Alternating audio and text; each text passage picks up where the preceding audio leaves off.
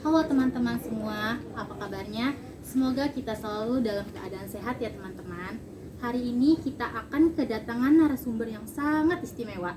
Kira-kira siapa ya narasumber kita kali ini? Sebelum kita memperkenalkan narasumber kita, izinkan saya dan rekan saya untuk memperkenalkan diri terlebih dahulu. Karena tak kenal maka tak sayang. Maka dari itu, perkenalkan nama saya Yunita Anggraini dan rekan saya. Saya Gita Tiara Sandi. Oke, narasumber kita kali ini adalah seorang sastrawan, penulis novel, penyair, dan juga seorang pengusaha loh teman-teman. Keren sekali kan beliau. Nah, banyak karya sastra yang sudah beliau terbitkan dengan berbagai genre. Nah, tanpa berlama-lama lagi, sekarang kami sudah bersama narasumber kami yaitu Ibu Halimah Munawir. Halo Ibu, selamat sore. Apa kabarnya nih Ibu? Halo, selamat sore. Selamat sore semuanya. Assalamualaikum warahmatullahi wabarakatuh. Waalaikumsalam warahmatullahi wabarakatuh. Sebelumnya Ibu, kami mengucapkan terima kasih atas waktunya dan telah menyempatkan untuk bisa diwawancarai pada hari ini. Nah, sebelumnya itu kita mau bertanya, kegiatan akhir-akhir dari Ibu ini apa sih? Kegiatannya apa ya? Karena diawali dengan ketika bangun tidur kali ya. Iya, boleh. Kegiatan saya itu bangun tidur ya, saya mengadu kepada yang kuasa di hamparan sajadah. Lalu kita berinteraksi dalam kata dan doa dengan sebuah keyakinan bahwa dia ada. Lalu setelah itu saya mulailah menulis. Menulis baik itu nulis novel maupun nulis puisi. Biasanya saya itu diawali setelah sholat hajat saat malam. Cuman tidak berarti ketika saya mengikuti suatu event atau ada di suatu tempat tidak menulis. Saya tetap menulis, cuman globalnya saja. Jadi ketika setelah sholat tahajud itulah saya baru menulis secara ini harus dijadikan sebuah novel, cerpen atau puisi. Baik Ibu, berarti keseharian Ibu dari bangun tidur yaitu sholat tahajud, menulis yaitu puisi, bisa cerpen, bahkan maupun novel ya Ibu. Tapi di tengah kesibukan juga tetap menulis, tetapi hanya poin-poinnya aja gitu ya Ibu. Betul. Baik Ibu. Nah, Setelah selesai kita menulis setelah sholat subuh, dan itu tentu sebagai ibu dan sebagai istri yang mempunyai kodrat yang tidak boleh ditolak. Saya ke dapur. memasak ya Ibu. Ya, saya ke dapur.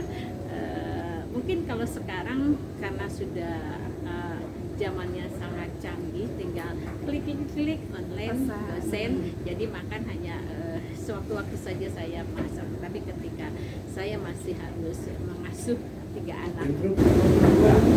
Baik Ibu, setelah mengetahui nih kegiatan sehari-hari dari Ibu Halimah, saya ingin bertanya, Ibu Halimah ini bagaimana awalnya memutuskan untuk masuk dan berkecimpung ke dalam dunia sastra ini? Gak masalah, sebelum saya bergerak di bidang usaha, saya itu seorang jurnalis. Ya, saya seorang jurnalis, tapi memang di tempat-tempat yang terakhir kali saya di Harian Indonesia. Nah, itu karena kecintaan saya menulis, hobi saya menulis. Awalnya itu untuk sastra itu pada sebetulnya sih sejak saya SMA itu sudah sering menulis untuk namanya apa tuh, majalah dinding, mading. Saya tapi dengan nama tentu nama samaran. Kalau saya masih malu. Sebab kebanyakan kata cinta. Jadi nama saya dulu adalah Kencana. Ya. Nah, setelah mahasiswa pun begitu. Nah, ketika saya tahun berapa ya? Saya lupa. Saya sedang hebohnya masalah jamu ya, tentang jamu. Saya terinspirasi untuk membuat sebuah cerpen. Itulah awal saya membuat cerpen di Harian Indonesia tentang jamu. Bagaimana seorang remaja yang bisa bisa menjadikan jamu sebagai sebuah persahabatan dengan teman-temannya yang ada di luar. Jadi seperti itu. Nah, ketertarikan saya kepada sastra tentunya kan memang mungkin adalah sudah sebuah bakat ya.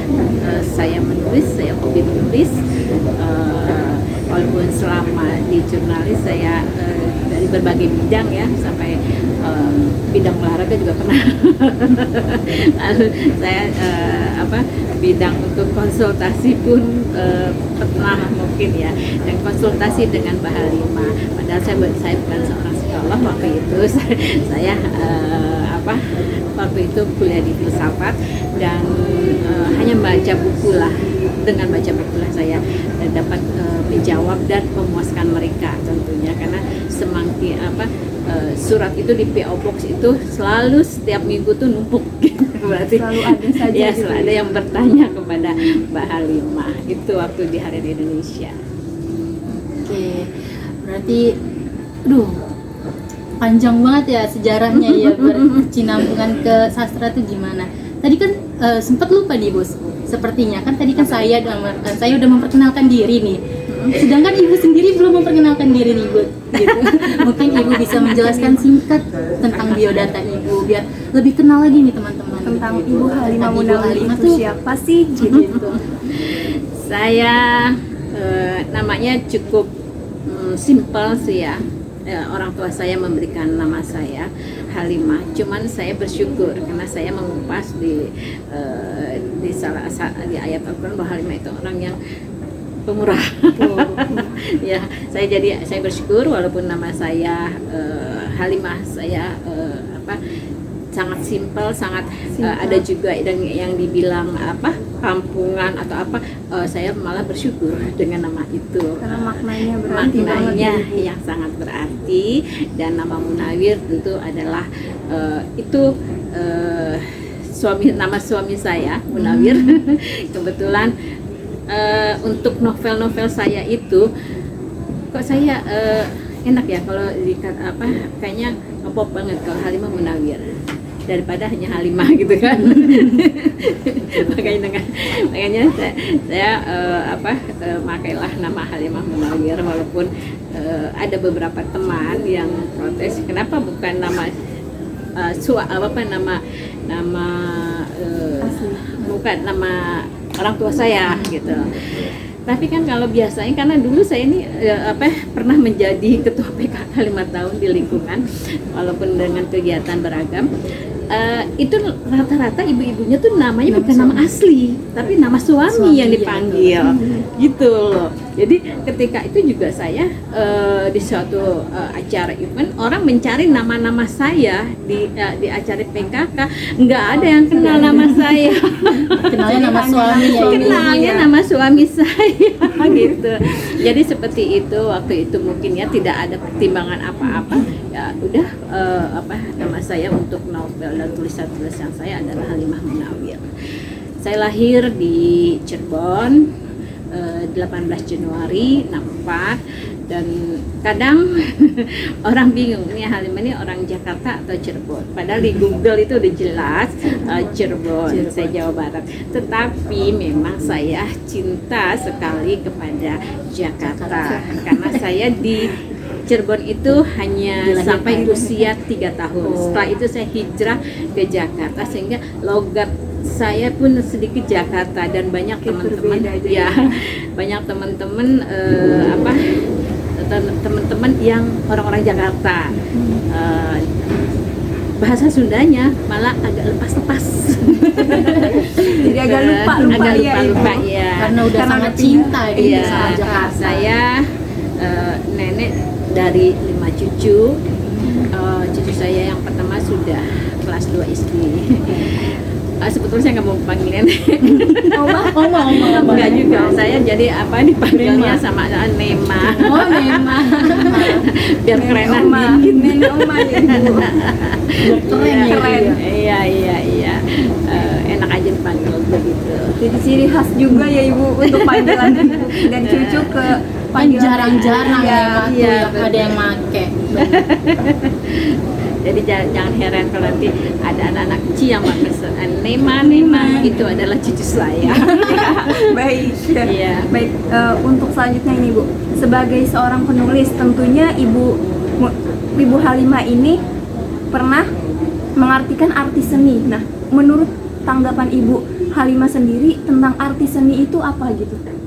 Seni itu universal ya, artinya dia sangat luas kalau memang mau dijabarkan ya, karena dia sangat universal.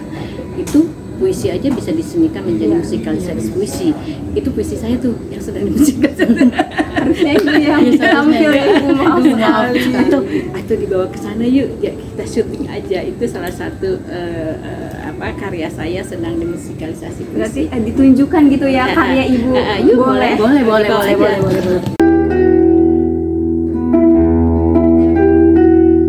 Ku baca lagi catatamu dan lalu dalam dia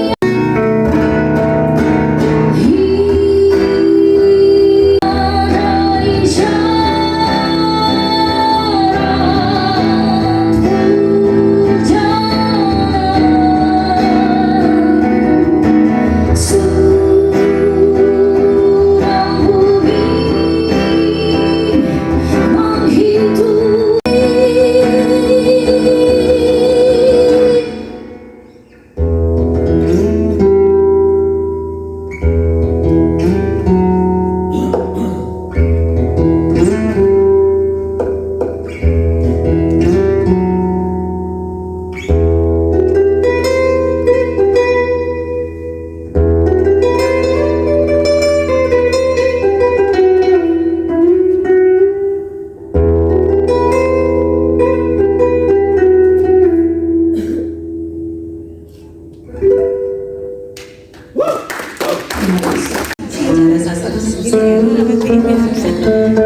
Kebetulan ada 77 penyair membaca pahlawan, seri ketiga dari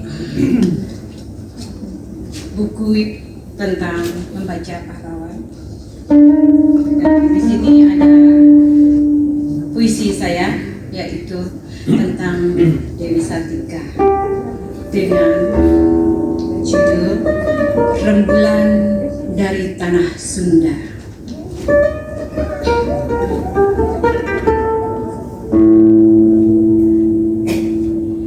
Tembok menjulang kokoh, kawin gantung, kawin paksa, sebagai lambang yang terpajang. Bersama dandang penggorengan, bahkan asap kayu bakar. Dada terasa sesak, perempuan bagai zombie-zombie, kaki terantai, raga terpasung, tempurung kosong, tong, langit gelap tanpa rembulan.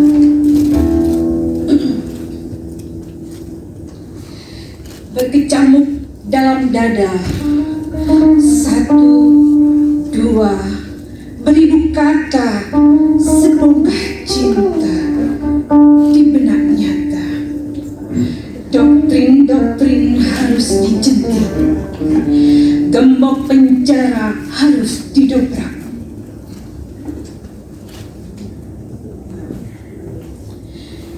Bilik kandang pun menjadi papan tulis, arang hitam membingkai kata, memecah batu yang membelenggu, mengembalikan objek dari subjek. Nyala air mata dalam bejana. Dewi Sartika membungkam suara-suara feodal, memecah stigma perempuan makhluk lemah. Sebagai pelayan lelaki, penghuni dapur, sebagai lambang status. Dewi Sartika, rembulan dari tanah Sunda, pendobrak buta aksara, pematik emansipasi wanita. Indonesia memiliki presiden wanita. Duren Sawit 22.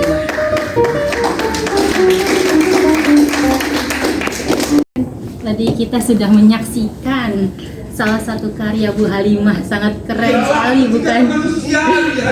Oke, mari kita lanjutkan pertanyaan selanjutnya ya Ibu. Boleh. Nah, kan Ibu kan sebagai penyair juga nih.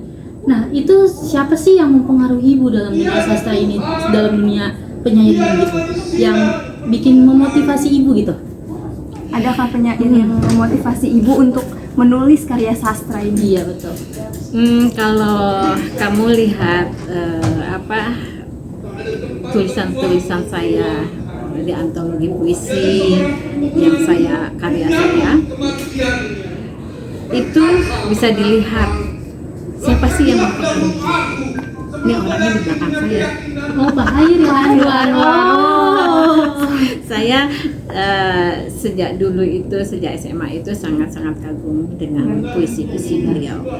Saya setiap baca puisi beliau, sehingga puisi saya pun bait demi bait itu sepertinya ada pengaruh beliau. Bapak Hayu Anwar sendiri ya? Iya, betul gitu. Baik Ibu, untuk selanjutnya, banyak yang bilang penulis itu orang yang hebat ya Ibu, tapi juga ada yang bilang penulis itu biasa-biasa aja. Nah, bagaimana tanggapan Ibu Halimah terkait hal ini nih Ibu? Wow. Anda yang mengatakan bahwa penulis itu adalah biasa-biasa saja, sangat salah. Salah besar ya Ibu. Salah besar. Kita bisa bandingkan ya, seorang jenderal dengan peluru logam pelurunya, dia hanya bisa menembak pada satu titik dan hanya bisa menyambut nyawa, yang dapat menyambut nyawa dan hanya bisa pada titik itu saja. Tetapi seorang penulis dengan tentanya dia bisa mendobrak dunia, dia bisa membuka jendela dunia, bisa juga menghebohkan dunia. Pengen tahu? Google. Coba bandingkan seorang jenderal dengan kasus akan berfokus pada satu titik, tapi seorang penulis dengan fokus tulisannya dia ada di berbagai dunia, walaupun hanya tulisannya itu sudah mendunia, bukan hanya di satu titik dia di mana menulis. Jadi rugi kalau Anda tidak bisa menulis, karena tulisan itu bisa menjadi peluru, bukan hanya untuk mematikan, tapi juga untuk membangkitkan mereka. Sangat Dengerin biasa. tuh. Jadi jangan sekali-sekali teman-teman bilang penulis itu biasa-biasa aja teman-teman, karena penulis itu tentunya mempunyai tulisan yang sangat berarti bagi dirinya maupun untuk masyarakat luas di dunia ini. Sangat berpengaruh. Jadi jangan sekali-kali mengatakan kalau penyair itu biasa-biasa aja. Wah, salah besar ya Ibu ya. Salah besar. Salah besar. Oke, selanjutnya itu kan penyair itu selalu bersenjatakan sekaligus bertempur dengan kata-kata ya, baik ketika memilih lalu menyusunnya gitu agar menjadi karya yang indah. Nah, bagaimana sih cara untuk mengasah kata tersebut gitu Bu, sehingga karya tersebut tuh nggak hanya biasa aja tapi sesuatu dengan yang indah gitu? Tergantung kita ketika ingin menulis apa.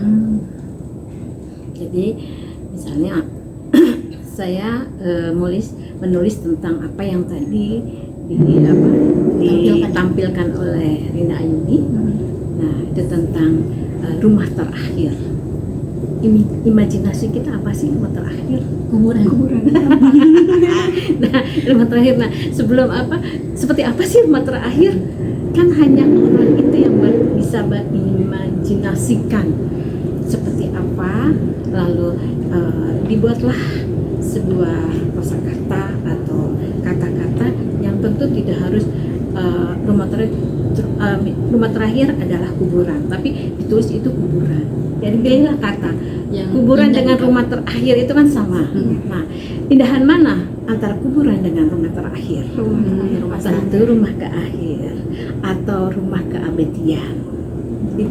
Itulah kita bisa mungkin sekarang sih sangat mudah ya, karena ada Mbah Google, itu kita bisa menggoogle apa sih sebuah kata yang misalnya kita pengennya tuh unik atau apa, bermakna, tetapi orang jarang memakai. Mengetahui juga. Itu saya biasanya mencari hal yang itu. Jadi kadang-kadang beda dari yang lain ya. kadang saya seperti itu. Jadi mungkin nanti ada novel saya yang sedang dirilis. Mudah-mudahan nanti di usia saya yang ke-58 akan ada 2 novel yang akan saya luncurkan, dan itu memang mempunyai sebuah perbedaan, di mana novel yang satu adalah banyak bicara, banyak kata, yang satu banyak tulisan tanpa banyak kata, tanpa banyak bicara. Jadi itu.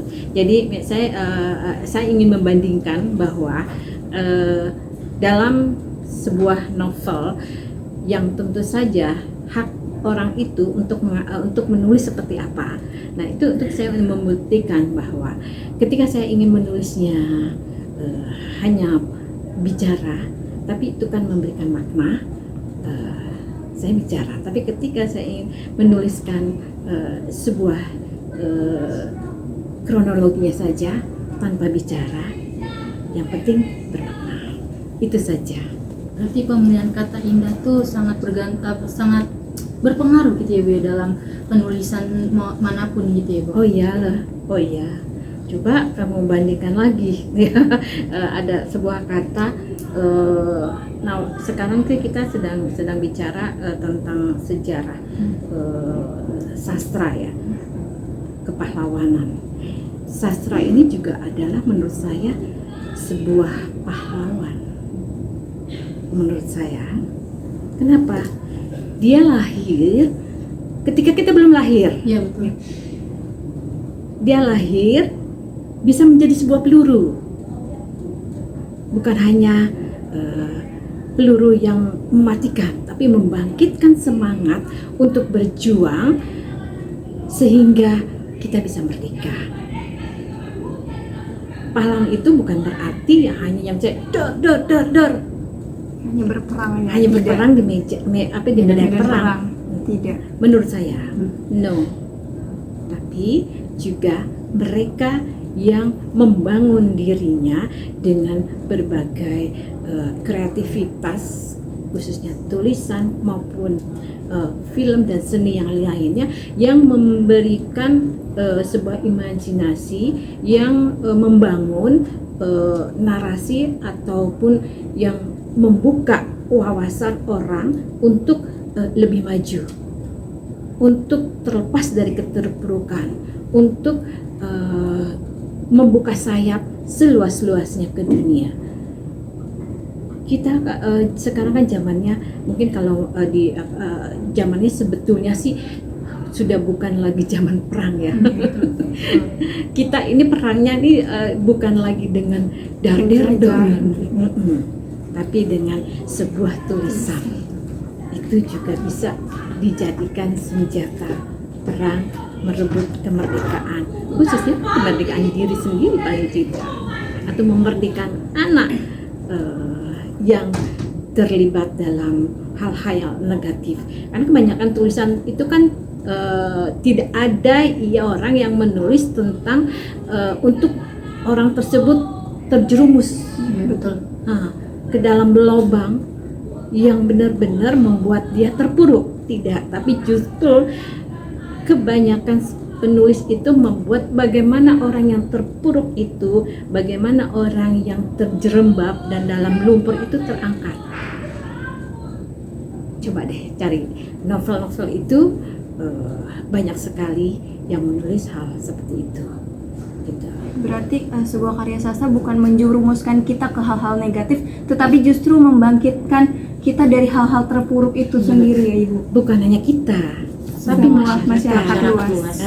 Yang membacanya, gitu.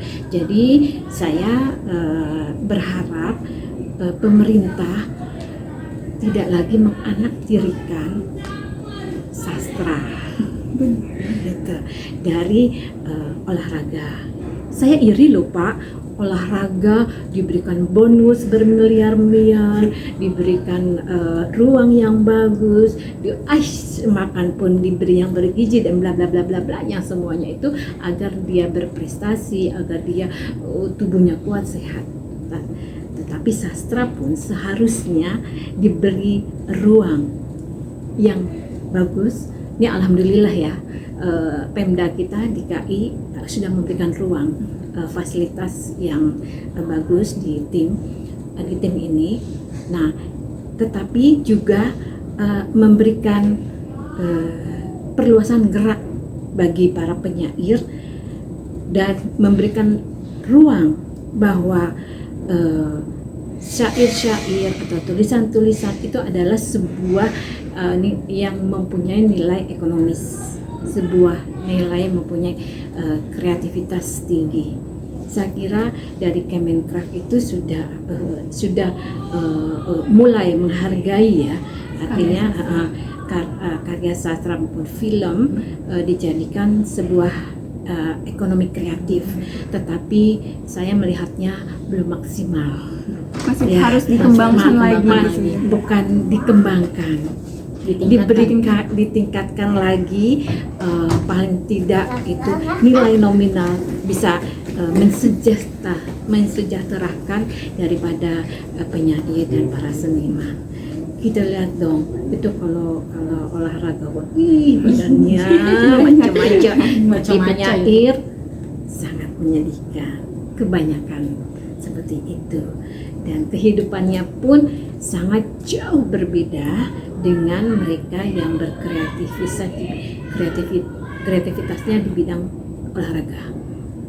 Saya sangat prihatin sehingga saya yang mempunyai prinsip, apa sih yang kamu bisa berikan kepada negara? Begitu mungkin kata-kata ini kalian tahu semua dari mana. Nah, itu saya ingin memberikan sedikit yang ada pada saya, yang ada ide maupun materi sedikit yang bisa membangkitkan para penyair-penyair yang sedang tertidur atau yang malas untuk berkarya, karena selama ini saya melihatnya mereka berkarya ingin dipublish dong ya.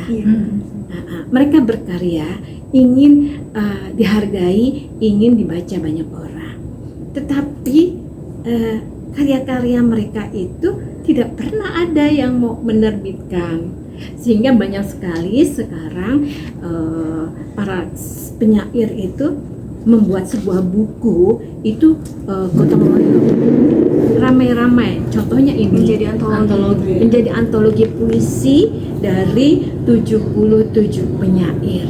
Dari mana modal ini? Kita kita, Pak. Dari seluruh penyair yang terlibat itu ya Ibu. Padahal penyair itu gak ada duitnya. Tapi karena ingin menunjukkan bahwa dia adalah seorang penyair dan ingin menunjukkan bahwa dia adalah seorang yang perlu mendapatkan dukungan atau diketahui atau kreativitasnya bisa dinikmatin, ya kocek dia yang keluar. Tetapi itu juga masih menyedihkan juga. Udah kocek keluar, yang baca cuma kita, Hanya kita-kitanya aja doang. gitu ya. Penyairnya juga yang baca. Hanya penyairnya, kecuali kalau atau teman dekatnya. Nih gue ada di antropologi puisi, baca nih. Tetapi tidak ada anak tidak bisa menembus sekolah-sekolah. Yang menurut saya sesungguhnya sastra itu bisa menjadi sebuah terapi bagi anak didik untuk menjadi baik seperti yang kita inginkan. Power boleh, menjadi hebat boleh, tapi hatinya pun harus hebat. Hebatnya itu bukan hanya bukan sebuah kesombongan, tapi hebat dapat memaknai hidup ini apa. Karena rata-rata seorang penyair akan mengupas kata-katanya, perasaannya dalam sebuah buku itu adalah yang mendayu, tetapi juga yang memberikan nilai-nilai positif di mana si pembaca itu akan terinovasi gitu. Jadi saya sangat berharap dari Kemendikbud memperhatikan, menyebarkan virus-virus syair, virus-virus daripada apa yang ditulis oleh penyair kepada anak didik. Syair bisa menjadi senjata yang mematikan. Syair pula bisa menjadi ladang bagi mereka untuk ladang ilmu. Berarti untuk meningkatkan minat di siswa itu berarti dimulai dari pemerintahnya dulu ya Ibu ya, baru dari guru ya, atau gimana ya Bu? Sebetulnya di satu sisi kalau pemerintah itu ibaratnya mobil ya, dia tuh bensinnya, bensinnya. Kalau tidak ada bensin, iya, bisa utama jalan itu. gitu ya Ibu. Kalau anak didik itu kan ibarat Penumpang. bukan penumpang, mobil yang harus digerakkan. Nah, kalau mobil nggak digerakkan, ya di situ betul, aja. betul. Tidak maju. Tapi kalau kita kasih bensin dia akan Bergerak. maju. Nah, bensin itu dalam bentuk apa? Tentu sastra itu sungguh saya luar biasa jika menjadi virus bagi anak-anak kita. Jadi apa sih yang kau bisa berikan pada negara, pada bangsa? Saya hanya bisa memberikan mungkin seujung kuku, khususnya untuk sastra ini. Insya Allah saya akan memberikan free bagi para penyair untuk menulis di satu buku antologi puisi, tetapi dengan satu tema, yang mana tema itu adalah tentang adat istiadat, di mana dia lahir atau di mana dia pernah tinggal di situ. Untuk pertama ini saya namakan Obor Sastra, dan sudah dalam proses akan ada buku antologi puisi tentang adat istiadat Banyuwangi yang akan ditulis oleh mereka yang lahir di Banyuwangi dan mereka yang pernah tinggal di Banyuwangi. Semoga Obor Sastra bisa menjadi virus di seluruh Indonesia. Amin Ibu. Berarti itu semua provinsi ya Ibu? Ibu akan... Insya Allah direncanakan. Wah, hebat sekali, keren sekali. Nah mungkin Ayo, siapa yang dari Banyuwangi, mahasiswa juga boleh. silakan teman-teman yang dari Banyuwangi. Free, nggak Free, no. antologi puisinya nggak bayar. Sudah bayar gratis teman-teman. Gratis, dia nanti dapat buku gratis 1 dan ber-ISBN lagi, jadi bisa wah, ada di perpustakaan. Jadi mari ikutan teman-teman. Yuk, yang dari Banyuwangi. Jangan ragu, ayo kita keluarkan karya-karya kita. Jangan Oke. takut, jangan ragu. Baik. Baik Ibu, untuk selanjutnya nih, dalam perjalanan Ibu menjadi seorang penulis dan penyair, tentu banyak sekali momen-momen yang sudah dilewati oleh Ibu sendiri ya. Nah, ada nggak sih momen yang paling berkesan selama perjalanan menjadi penulis dan penyair ini, Ibu? Momen berkesannya ya ketika launching mereka bisa menerima buku saya. Itu adalah sebuah kebahagiaan. Kritik pun itu menjadi sebuah kebahagiaan bagi saya. Jadi kalau di Google banyak yang mengkritik novel saya terima kasih sekali kepada yang pengkritik. Semoga yang pengkritik itu juga bisa menulis dan itu memacu saya untuk lebih giat lagi menulis, lebih memudarkan atau memoles kata-kata yang tidak indah menjadi indah. Baik, mungkin ini bisa jadi pertanyaan terakhir untuk sesi wawancara kita pada hari ini ya Ibu. Jadi Ibu, ada gak kesan dan pesan dari Ibu untuk teman-teman di luar sana yang ingin memulai di dunia kesastraan, di dunia kepenulisan, di dunia kepenyairan, tetapi masih ragu dan takut untuk memulainya Ibu? Makasih Prof. Saya kira untuk menjadi seorang penulis, keraguan itu pasti ada. Saya juga pernah mengalami. Nah, itu kita perlu mencari orang yang bisa diajak diskusi. Enggak usah takut. Saya juga tulisan-tulisan saya itu sebelumnya tuh numpuk. Saya mau jadikan novel, takut ya. Dibaca nggak ya? Bagus nggak ya? Gitu. Padahal itu saya mencoba untuk riset kecil-kecilan. Tapi karena masih mau perdana kan, masih mengawali. Biasa orang mengawali sesuatu mempunyai kecenderungan maju mundur. Akhirnya saya ketemu seorang sahabat yang kebetulan dia adalah seorang dosen yang juga berkecimpung di dunia jurnalis dan percetakan. Aku tak dengar Saya datangi dia. Dalam setiap langkah tulisan. Tapi saya nggak pede nih. Nggak pede. Akhirnya dia baca tulisan saya. Dia memberi spirit kepada saya. Kenapa lo nggak pede? Ini tentang budaya. Bagus untuk dicetak. Cobalah diusahakan untuk datangi seorang waktu itu judul novel saya adalah Sinden itu inspirasinya saya melihat tentang sinden-sinden yang ada di bawah jembatan Jatinegara, mau di Pantura, mau di ini.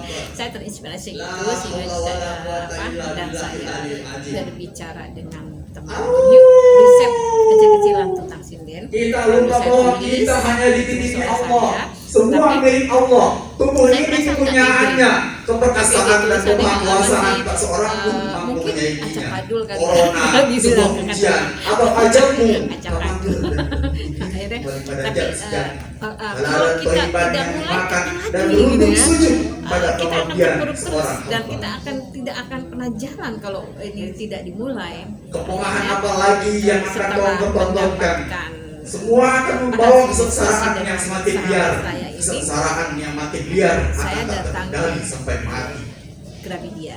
Air liur berbusa-busa dalam diskusi kita berujung Ketika itu bertanggal. sedang musimnya Semua bisa lihat.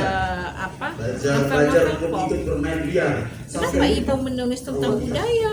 Ini kan Itu udah dipotong tadi. kita kenapa ibu menulis tentang budaya sementara sedang yang booming, sedang laku itu adalah novel-novel pop pada waktu itu tahun 2016 ya. Tapi saya bilang saya memang orang yang suka dengan melawan arus. Saya suka dengan melawan arus. Mengapa mengupas tentang hanya yang pop saja? Nah, waktu itu saya mendatangi penerbit Gramedia dengan pede aja, dengan tentu dengan sebuah usaha dan doa. Ya kalau diterima diterbitkan alhamdulillah, kalau tidak ya tetap nulis saja. Kita sudah mencoba ya, Ibu. Yang penting kita sudah mencoba. Kalau nggak mencoba kapan mau akan jadi? Jadi akhirnya alhamdulillah hasilnya The Sinden, judul novel saya pertama itu diterbitkan oleh Gramedia. Walaupun banyak kritik, tetapi banyak juga yang The Sinden itu dijadikan sebuah referensi untuk para mahasiswa, terutama mahasiswa yang mengambil jurusan budaya atau bahasa, itu menjadi referensi skripsi mereka. Gitu. Itu sangat bersyukur sekali. Jadi artinya saya dalam melawan arus mendapatkan poin yang justru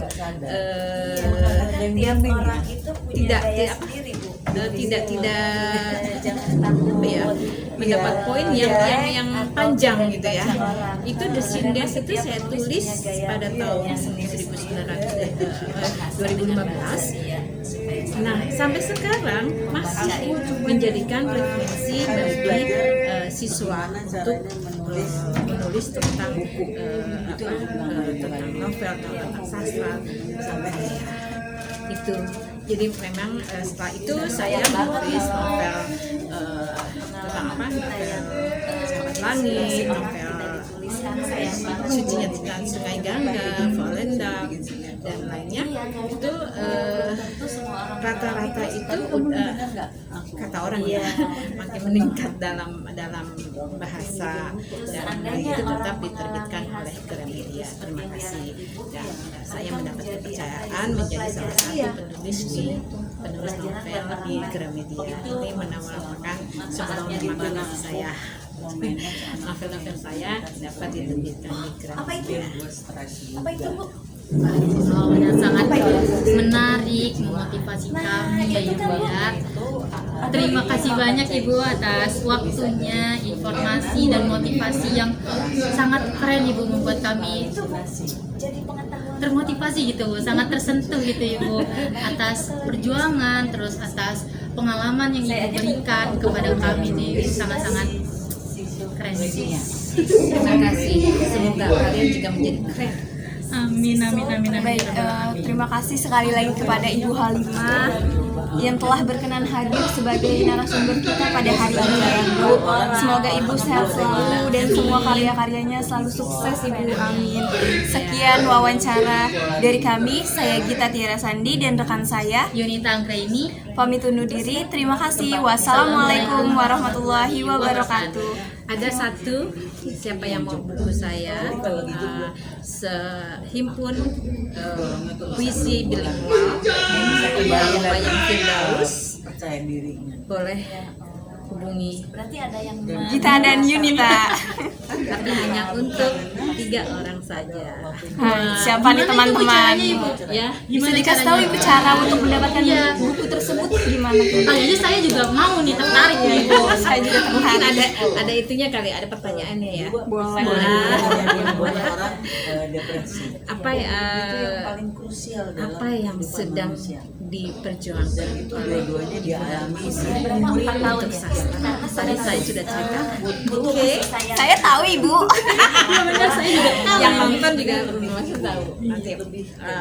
Jadi oke, untuk 3 pemenang nanti mendapatkan buku bilingual. Sangat menarik, bukan? Plus bisa menginap gratis di Rumah Budaya HMA. Wah, Ibu tuh pendirinya loh guys. jadi memang luar biasa guys. Biasa sekali ini. Saya ada rumah budaya di Megamendung, itu juga mempunyai cerita. Kalau di flashback ya, cerita yang ini. Tadinya saya ingin membuat buku ajar untuk kawan saya di sini tentang tatanan sosial perempuan Puncak. Tapi ketika saya wawancara, justru saya menjadi miris. Mungkin saya terlalu melo kali ya. Bukunya sampai sekarang nggak jadi. Tapi yang jadi adalah bagaimana perempuan-perempuan Puncak itu untuk berbudaya dan untuk bisa berkata tidak kepada sesuatu yang memang seharusnya tidak dilakukan, karena kita tahu ya dulu itu 2018 ya tentang Puncak itu memang sudah rawan dengan tulisan kawin kontrak. Itu saya disitulah saya juga sedang wawancara, sehingga saya berpikir bisa jadi pengetahuan buat orang. bukan orang bukan mahasiswa yang harus mendapatkan tulisan itu, tapi yang lebih urgent bagi saya adalah justru objek inilah yang harus kita angkat dulu, sehingga buku saya tidak terbit. Yang ada saya membangun rumah budaya di Megamendung untuk mana awalnya diperuntukkan bagi anak-anak remaja di seputar rumah budaya. Pengalaman itu dia bisa belajar dilatih, kan? Bisa belajar berbagai seni tari, seni gending, seni musik, musikalisasi, puisi, teater, pokoknya dan film ya. Pokoknya bagaimana anak-anak itu dapat mempunyai pengalaman berbeda dari yang selama ini mereka geluti, kan? Saya tempatnya makanya adanya kenapa di Puncak jauh banget gitu ya. Di sana itu lumayan banget. Iya betul. Tapi itu saya maksudkan membangun jati diri anak-anak remaja sekitar situ, juga membuat tentu yang juga akan memberikan dampak ekonomi kreatif bagi lingkungan di sana.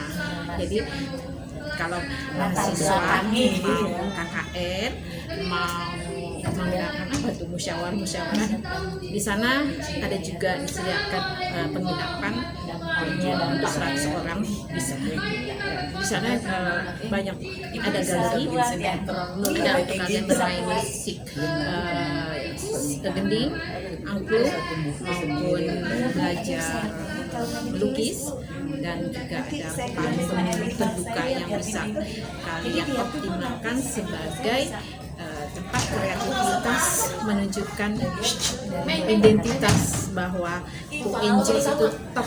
Foto bersama. Terima kasih banyak Ibu. Terima kasih. Udah habis ya. Foto bersama katanya keren banget.